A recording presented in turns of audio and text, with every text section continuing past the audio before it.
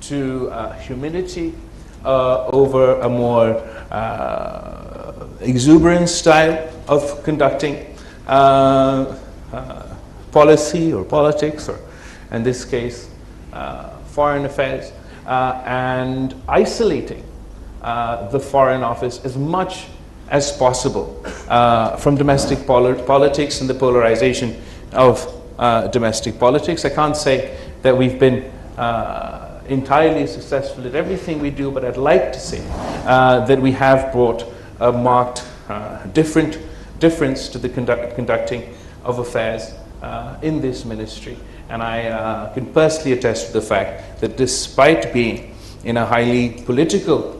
position, and probably the first amongst foreign ministers in being a more political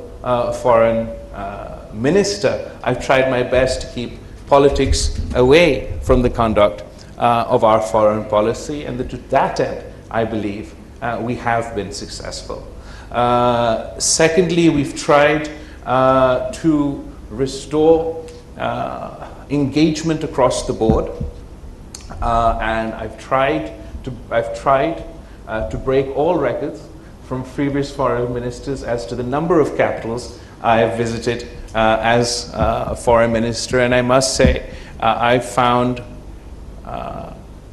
been shocked to see the immense potential that exists and that is yet to be untapped for Pakistan and a whole host of countries that I have engaged with over the last 15 months. And I hope that this experience serves me well going forward to really lean in and take advantage of the potential that exists within our bilateral relations. I know that all of you here work day and night in improving those bilateral relationships, but I think you will all agree that for one reason or the other, we are unable to unlock the true potential of our respective bilateral relationships. And that's another area I believe that a new generation really must lean into working with the international community. We've seen time and time again that the challenges that Pakistan faces, or any country faces, are not restrained by borders. For example, when we experienced the catastrophic climate catastrophe last year, each and every one of you has stepped up to help Pakistan, and it would have been impossible for us to meet that challenge had it not been for your support, for your country's support, and for your people's support. And the climate challenge is one such challenge that can't be addressed in isolation, whether it's here at home when we seek to combat the consequences of a natural disaster, or whether it is in the international stage, where we've worked together with you and played a small role in COP27 for advancing the aspirations of developing countries such as Pakistan vis-a-vis the climate agenda. That too would have been impossible without your support, your country's support, your representative support throughout the process. You've also witnessed how Pakistan has experienced extremely difficult economic turbulence over the last few years. And once again, I'd like to take this opportunity to thank the diplomats represented here today, how everybody came together to help Pakistan, to support Pakistan in successfully reaching the latest agreement with the IMF, which would not have been possible without the support of our partners from Saudi Arabia to the UAE to China to the United States, and everybody really helping us get over the cliff. And now going forward, while economic the times will be tough economically within Pakistan, the broad spectrum of support for this reform package, not only from the 13 parties that make up the coalition government, but also from the opposition, suggests that this is a consensus reform process that we hope will bring about the necessary changes, the hard and difficult choices that not only need to be taken but need to be sustained to pull Pakistan out of our economic difficulties, and so that we can work together with all of you to unlock that potential I was talking about earlier. And finally, we're heading into elections, and as with many countries represented here today, we too are experiencing heightened partisanship and heightened polarization in the lead up to our elections. But I am confident or optimistic, hopefully not naive, that after we conduct these elections in a timely manner, we'll be able to return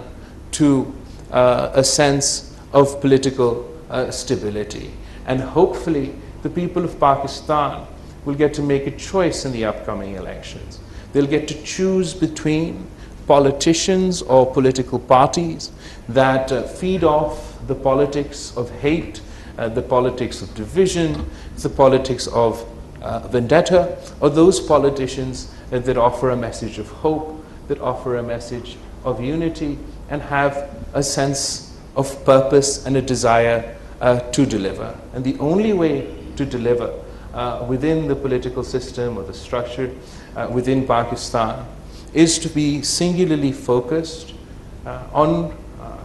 your goals and on your aims and what you want to achieve, but also to strengthening those institutions all need to, that any government need to deploy in order to deliver, whether all civilian institutions, whether it is the federal parliament or the provincial parliaments. And I hope that the people of Pakistan will choose politicians and political parties in the upcoming elections that believe in expanding democratic space,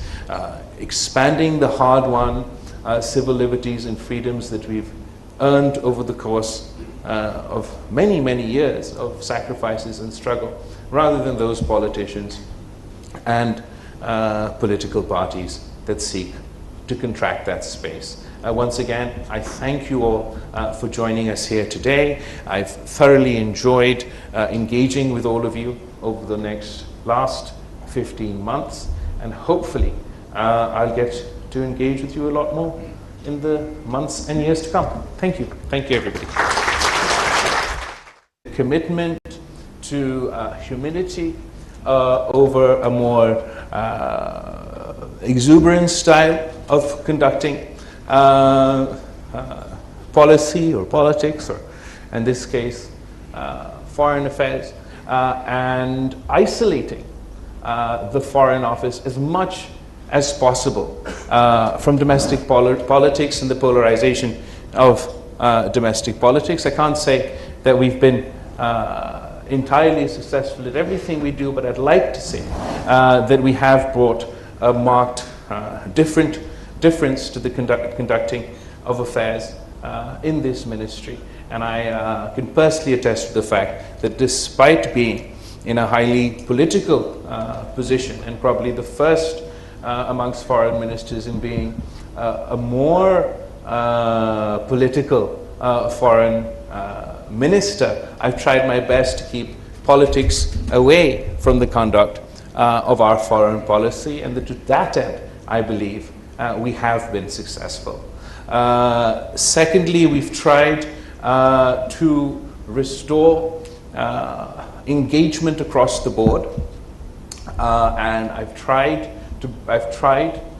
break all records from previous foreign ministers as to the number of capitals I have visited as a foreign minister, and I must say I've been shocked to see the immense potential that exists and that is yet to be untapped for Pakistan and a whole host of countries that I have engaged with over the last 15 months. And I hope that this experience serves me well going forward to really lean in and take advantage of the potential that exists within our bilateral relations. I know that all of you here work day and night in improving those bilateral relationships, but I think you will all agree that for one reason or the other, we are unable to unlock the true potential of our respective bilateral relationships. And that's another area I believe that a new generation really must lean into working with the international community. We've seen time and time again that the challenges that Pakistan faces, or any country faces, are not restrained by borders. For example, when we experienced the catastrophic climate catastrophe last year, each and every one of you has stepped up to help Pakistan, and it would have been impossible for us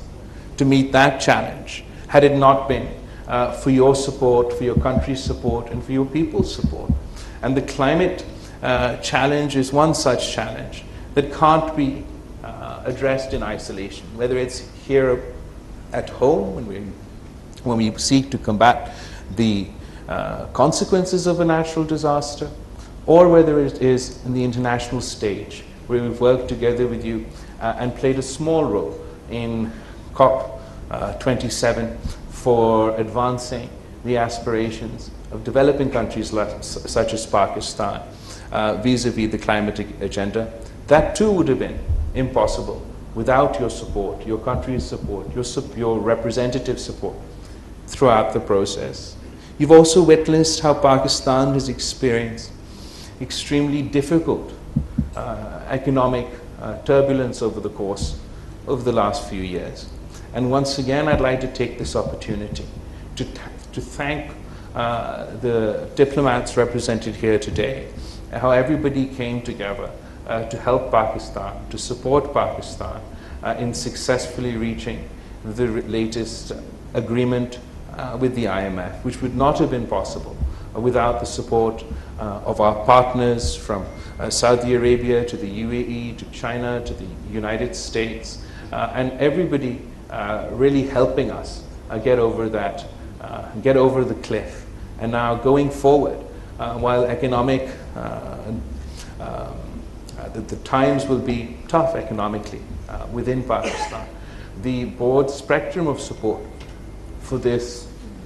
reform package, not only from the 13 parties that make up the coalition government, but also from the opposition, suggests that this is a consensus reform process that we hope will bring about the necessary changes, the hard and difficult choices that not only need to be taken but need to be sustained to pull Pakistan out of our economic difficulties, and so that we can work together with all of you to unlock that potential I was talking about earlier. And finally, we're heading into elections, and as with many countries represented here today, we too are experiencing heightened partisanship and heightened polarization in the lead up to our elections. But I am confident or optimistic, hopefully not naive, that after we conduct these elections in a timely manner, we'll be able to return to a sense of political stability. And hopefully the people of Pakistan will get to make a choice in the upcoming elections. They'll get to choose between politicians or political parties that feed off the politics of hate, the politics of division, the politics of vendetta, or those politicians that offer a message of hope, that offer a message of unity, and have a sense of purpose and a desire to deliver. And the only way to deliver within the political system or the structure within Pakistan is to be singularly focused on your goals and on your aims and what you want to achieve, but also to strengthening those institutions that we all need to, that any government need to deploy in order to deliver. Whether all civilian institutions, whether it is the federal parliament or the provincial parliaments, and I hope that the people of Pakistan will choose politicians and political parties in the upcoming elections that believe in expanding democratic space, expanding the hard-won civil liberties and freedoms that we've earned over the course of many, many years of sacrifices and struggle, rather than those politicians, and political parties that seek to contract that space. Once again, I thank you all for joining us here today. I've thoroughly enjoyed engaging with all of you over the last 15 months, and hopefully I'll get to engage with you a lot more in the months and years to come. Thank you. Thank you, everybody. Commitment to humility over a more exuberant style of conducting policy or politics, or in this case, foreign affairs, and isolating the Foreign Office as much as possible from domestic politics and the polarization of domestic politics. I can't say that we've been entirely successful at everything we do, but I'd like to say that we have brought a marked difference to the conducting of affairs in this ministry. And I can personally attest to the fact that despite being in a highly political position, and probably the first amongst foreign ministers in being a more political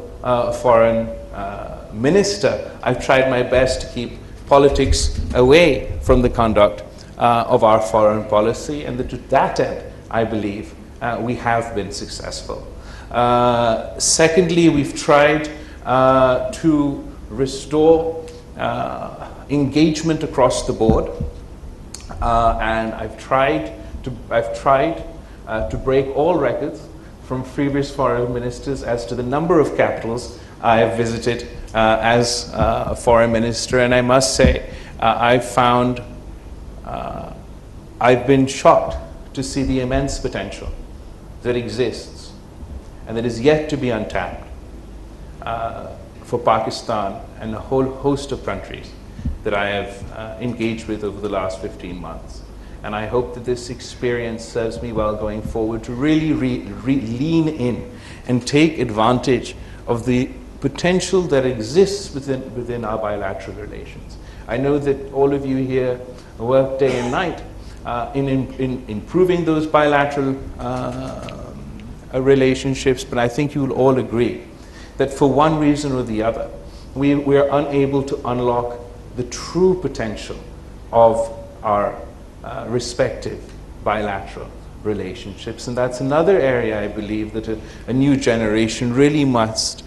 lean into working with the international community. We've seen time and time again that the challenges that Pakistan faces, or any country faces, are not restrained by borders. For example, when we experienced the catastrophic climate catastrophe last year, each and every one of you stepped up to help Pakistan, and it would have been impossible for us to meet that challenge had it not been for your support, for your country's support, and for your people's support. And the climate challenge is one such challenge that can't be addressed in isolation, whether it's here at home when we seek to combat the consequences of a natural disaster, or whether it is in the international stage, where we've worked together with you and played a small role in COP27 for advancing the aspirations of developing countries such as Pakistan vis-a-vis the climate agenda. That too would have been impossible without your support, your country's support, your representative support throughout the process. You've also witnessed how Pakistan has experienced extremely difficult economic turbulence over the course of the last few years. And once again, I'd like to take this opportunity to thank the diplomats represented here today, how everybody came together to help Pakistan, to support Pakistan in successfully reaching the latest agreement with the IMF, which would not have been possible without the support of our partners from Saudi Arabia to the UAE to China to the United States, and everybody really helping us get over the cliff. And now going forward, while economic that the times will be tough economically within Pakistan, the broad spectrum of support for this reform package, not only from the 13 parties that make up the coalition government, but also from the opposition, suggests that this is a consensus reform process that we hope will bring about the necessary changes, the hard and difficult choices that not only need to be taken but need to be sustained to pull Pakistan out of our economic difficulties, and so that we can work together with all of you to unlock that potential I was talking about earlier. And finally, we're heading into elections, and as with many countries represented here today, we too are experiencing heightened partisanship and heightened polarization in the lead up to our elections. But I am confident or optimistic, hopefully not naive, that after we conduct these elections in a timely manner, we'll be able to return to a sense of political stability. And hopefully the people of Pakistan will get to make a choice in the upcoming elections. They'll get to choose between politicians or political parties that feed off the politics of hate, the politics of division, the politics of vendetta, or those politicians that offer a message of hope, that offer a message of unity, and have a sense of purpose and a desire to deliver. And the only way to deliver within the political system or the structure within Pakistan is to be singularly focused on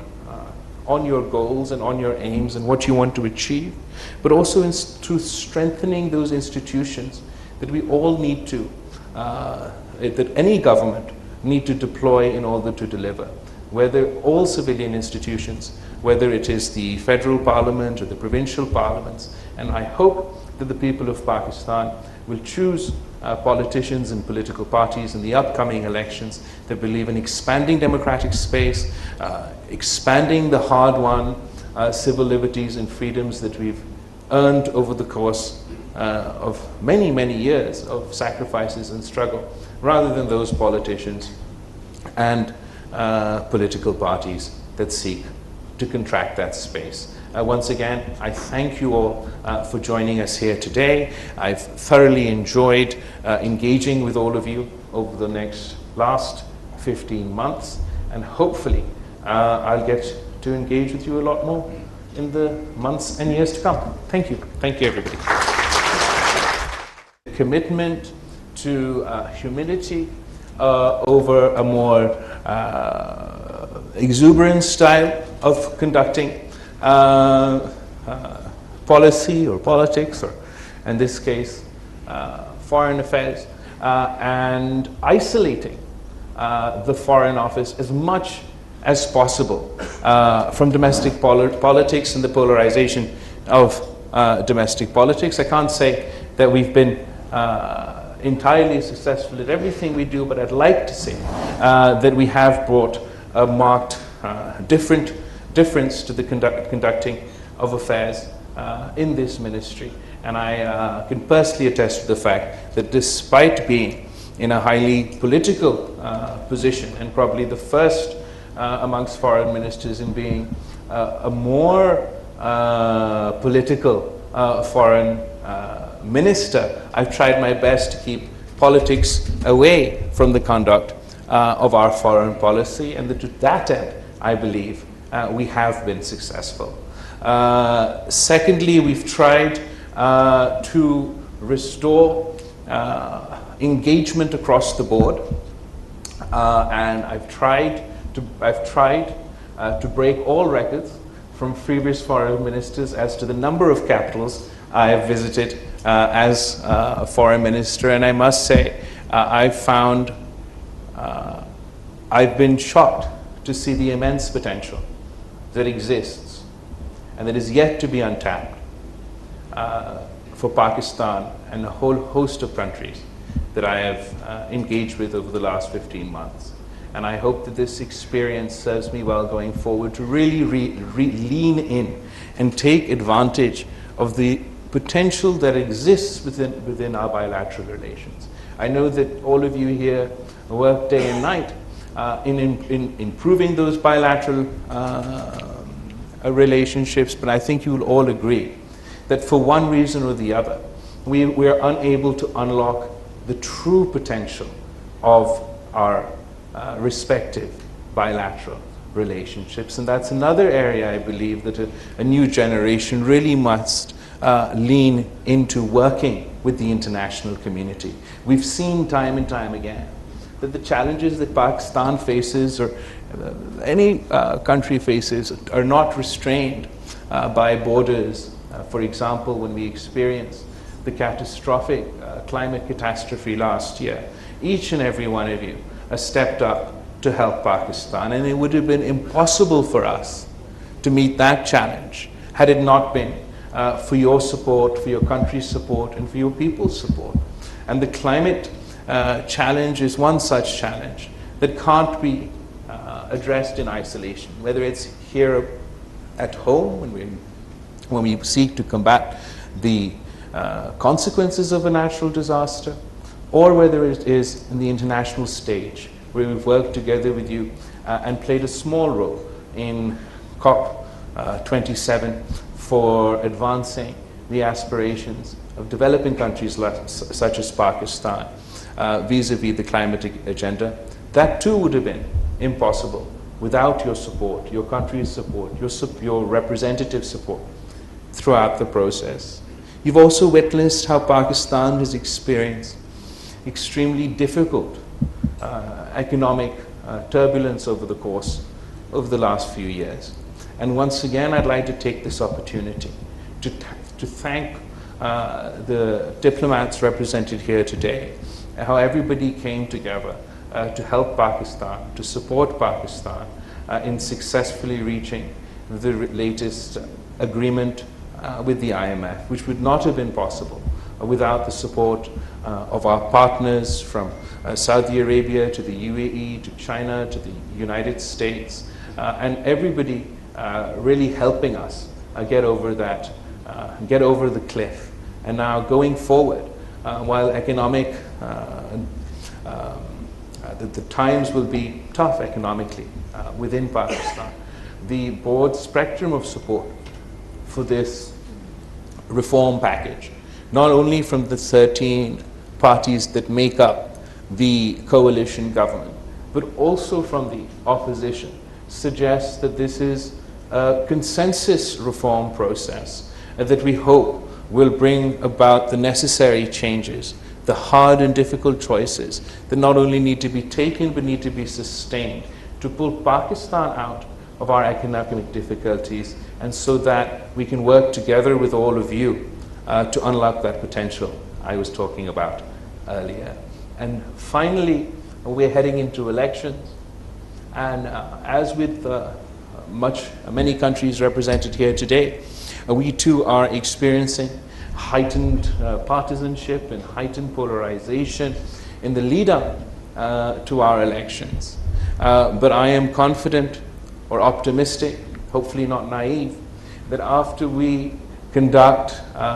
these elections in a timely manner, we'll be able to return to a sense of political stability. And hopefully the people of Pakistan will get to make a choice in the upcoming elections. They'll get to choose between politicians or political parties that feed off the politics of hate, the politics of division, the politics of vendetta, or those politicians that offer a message of hope, that offer a message of unity, and have a sense of purpose and a desire to deliver. And the only way to deliver within the political system or the structure within Pakistan is to be singularly focused on your goals and on your aims and what you want to achieve, but also to strengthening those institutions that we all need to, that any government need to deploy in order to deliver. whether all civilian institutions, whether it is the federal parliament or the provincial parliaments. And I hope that the people of Pakistan will choose politicians and political parties in the upcoming elections that believe in expanding democratic space, expanding the hard-won civil liberties and freedoms that we've earned over the course of many, many years of sacrifices and struggle, rather than those politicians and political parties that seek to contract that space. Once again, I thank you all for joining us here today. I've thoroughly enjoyed engaging with all of you over the last 15 months, and hopefully I'll get to engage with you a lot more in the months and years to come. Thank you. Thank you, everybody. Commitment to humility over a more exuberant style of conducting policy or politics, or in this case foreign affairs, and isolating the Foreign Office as much as possible from domestic politics and the polarization of domestic politics. I can't say that we've been entirely successful at everything we do, but I'd like to say that we have brought a marked difference to the conducting of affairs in this ministry. And I can personally attest to the fact that despite being in a highly political position, and probably the first amongst foreign ministers in being a more political foreign minister, I've tried my best to keep politics away from the conduct of our foreign policy, and to that end, I believe we have been successful. Secondly, we've tried to restore engagement across the board, and I've tried to break all records from previous foreign ministers as to the number of capitals I have visited as a foreign minister. And I must say, I've been shocked to see the immense potential that exists and that is yet to be untapped for Pakistan and a whole host of countries that I have engaged with over the last 15 months. And I hope that this experience serves me well going forward to really lean in and take advantage of the potential that exists within our bilateral relations. I know that all of you here work day and night in improving those bilateral relationships, but I think you will all agree that for one reason, commitment to humility over a more exuberant style of conducting policy or politics, or in this case foreign affairs, and isolating the Foreign Office as much as possible from domestic politics and the polarization of domestic politics. I can't say that we've been entirely successful at everything we do, but I'd like to say that we have brought a marked difference to the conducting of affairs in this ministry. And I can personally attest to the fact that despite being in a highly political position, and probably the first amongst foreign ministers in being a more political foreign minister, I've tried my best to keep politics away from the conduct of our foreign policy, and to that end, I believe we have been successful. Secondly, we've tried to restore engagement across the board, and I've tried to break all records from previous foreign ministers as to the number of capitals I have visited as a foreign minister. And I must say, I've been shocked to see the immense potential that exists and that is yet to be untapped for Pakistan and a whole host of countries